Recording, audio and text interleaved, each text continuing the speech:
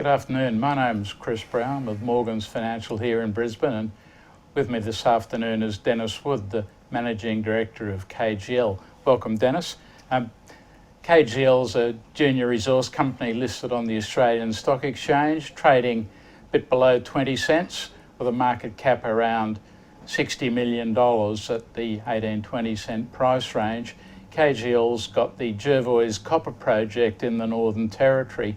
Dennis, can you give us a little bit of background about KGL? Well, thanks very much, Chris. Yes, I'd love to tell you about KGL.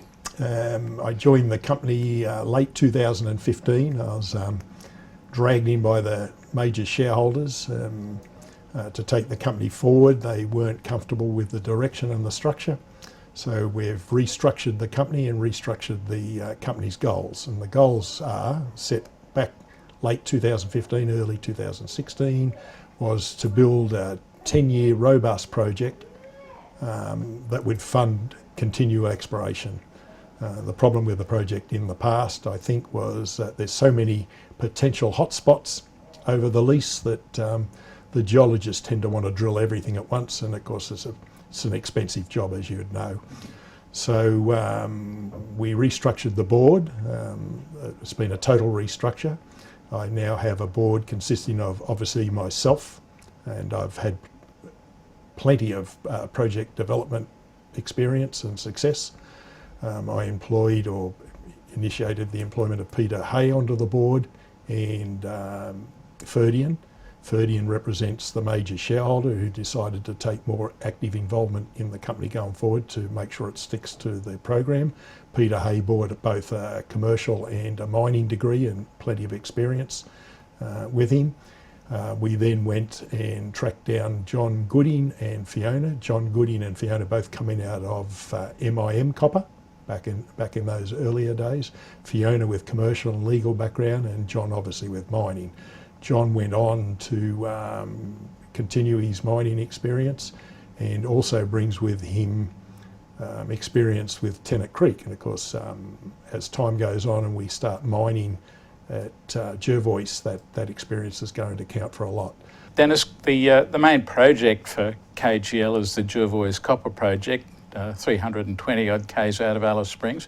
Can you give us some of the basic metrics of the Jervois project? Yes, yes, Chris.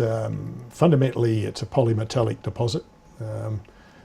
We have focused purely on copper since the restructure back at the end of 2015. We've focused all the drilling on the resources that were known to bring them up to an indicated JORC resource so that it can turn into a reserve. We've also tackled some new prospects over there, particularly a deposit called Rockface, and it's now of the indicated resource status, so it's currently going into our geological model and then will go into the mine plan. Whilst it's 320 kilometres northeast of Alice Springs, it is connected by the Plenty Highway and the Stewart Highway. We'll be trucking the concentrate to Alice Springs, where it'll be railed to either Darwin or Adelaide.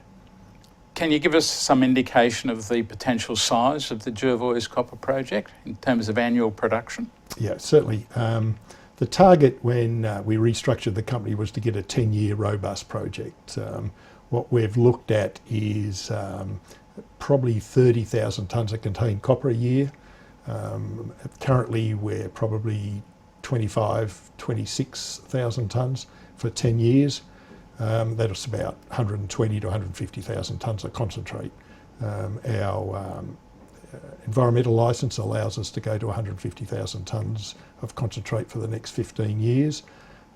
So there's ample room for expansion. The deposit itself, the deposits at Jervois, I think have got potential to go much larger, particularly as the company can raise the funds or use the profits from the operation to actually drill deeper, where I believe will open up more copper. There's also been operations in lead zinc on the site and tungsten in the past. Dennis, you've given us an idea of the size of Jervois now, but exploration is still ongoing. Can you tell us what you're doing and what you think that could lead to in terms of expansion or longer life for the project. Yes, certainly, Chris. So obviously, we've been very focused for the last couple of years on developing a resource that can be turned into a reserve, and that's taken a lot of focus, a lot of effort. I'm convinced, looking at the history of Jervois, the exploration in the past, what's being done is that there's ample ability to expand that resource as funds become available to keep drilling. And I think one of the tricks of the trade at Jervois will be to use the geophysics.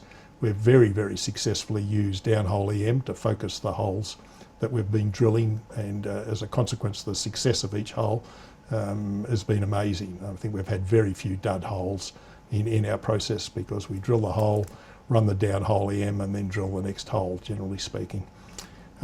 Also, 3D IP has demonstrated at depth that there's plenty of opportunity to go further. However, the cost of drilling is such that we haven't been able to pursue that ourselves.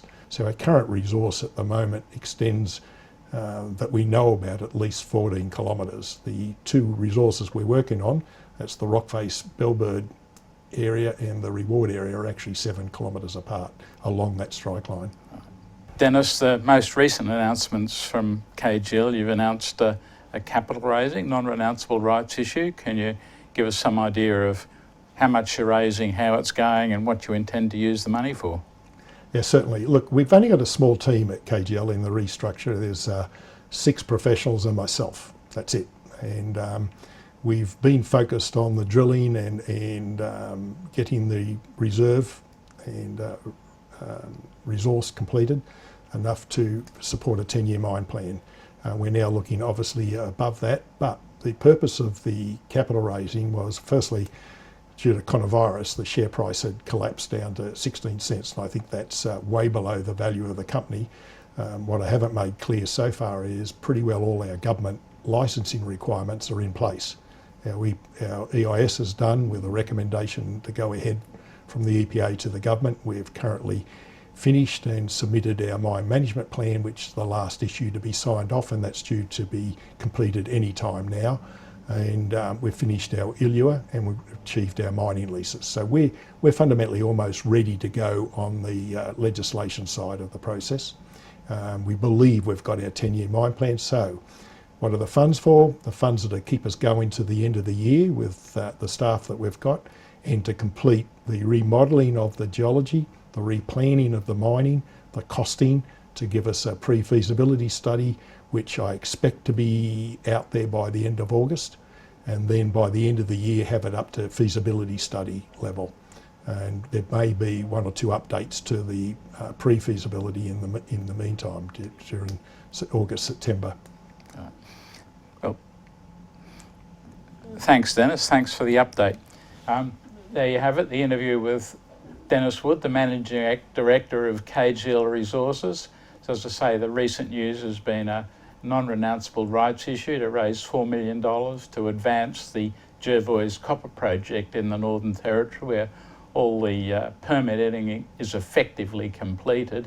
There should be strong news flow out of KGL over the next 6 to 12 months as this project moves forward. Thanks very much, Dennis. Thanks, Chris.